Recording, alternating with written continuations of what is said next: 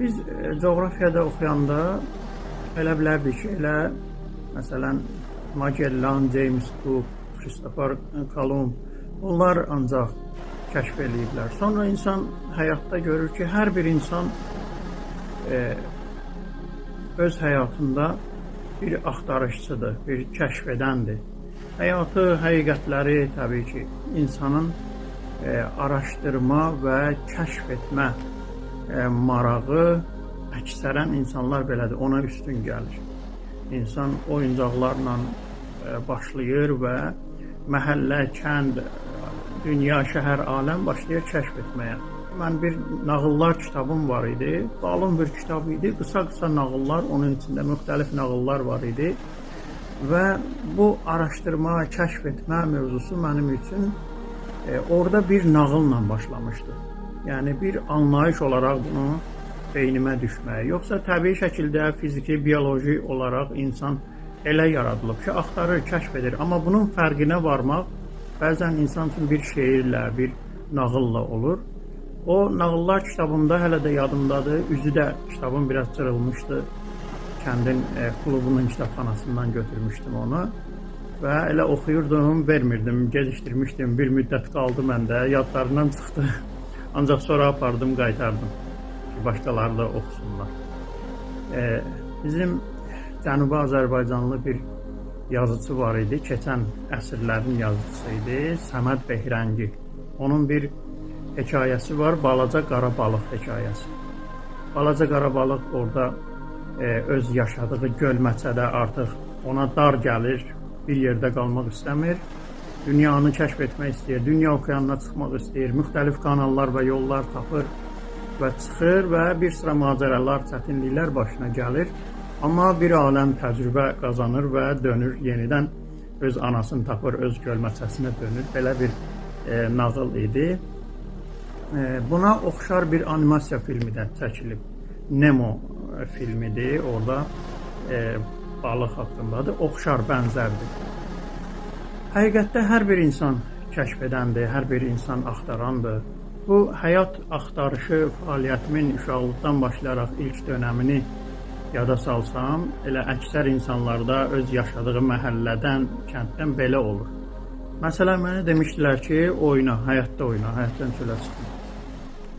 Yavaş-yavaş o araşdırmacılıq, axtarmaq, maraqlanmaq hissi insanı bir yerdə qoymur və həyatdan çölə çıxırsan, küçədə oynamağa başlayırsan. Yəni, mən belə olmuşam.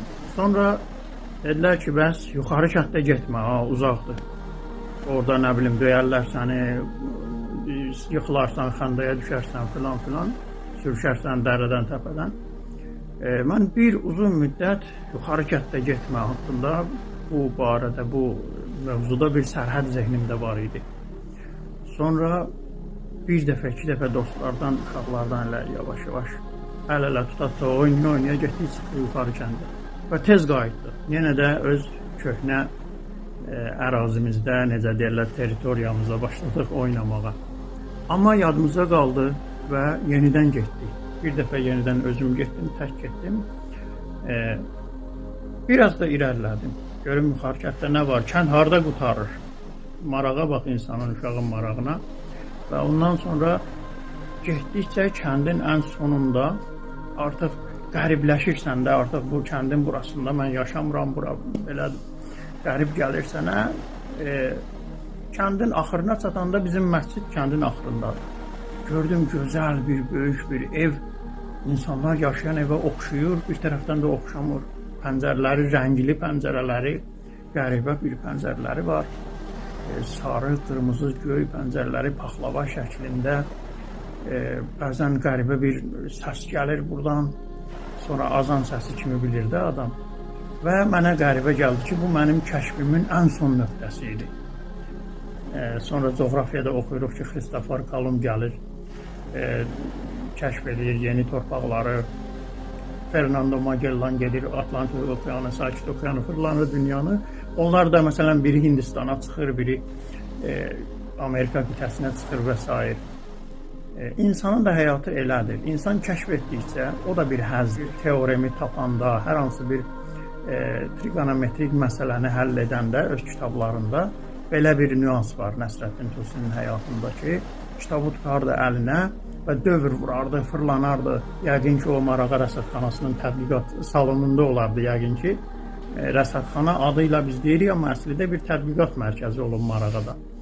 Bir əlində kitabı tutardı, dövr vurardı, fırlanardı və deyərdi ki, hardadır o zənginlər, hardadır padşahlar ki, gəlsinlər, görsünlər ki, bir elmi tapıntının, bir kəşfin nə böyük həzzi var, ləzzəti var, onlar bunu duya bilməzlər. Hər kəs öz peşəsində, hər kəs öz həyatında ən yüksək həzzi, ən yüksək marağı onun etdiyi tapıntılar, kəşflərdir, nailiyyətlərdir.